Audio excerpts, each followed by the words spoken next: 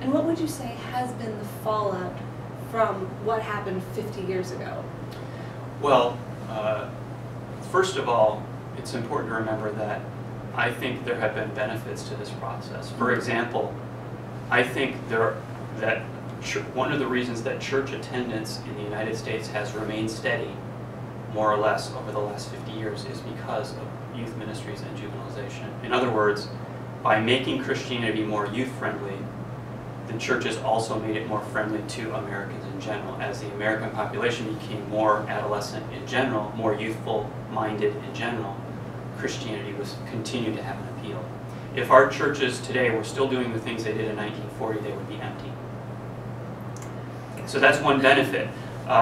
One of the things that's not so beneficial is this focus on self-development and my problems and my needs as kind of the center of Christian faith.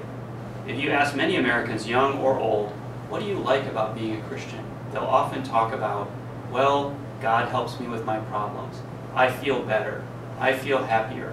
When I go through a hard time, God helps me feel better about it.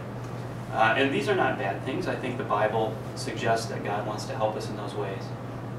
But it's much less common to hear an American Christian say something like, what I love about being a follower of Jesus is that I get to partner with him in his kingdom mission to make the world a better place. That's less common. That's not the first thing that comes out of most people, American Christians' mouths. There's a lot of I and me, and just, not a lot of Christ. Just listen to the worship music. It's I and me and you, Jesus, are the main people in there. There's very little we, even.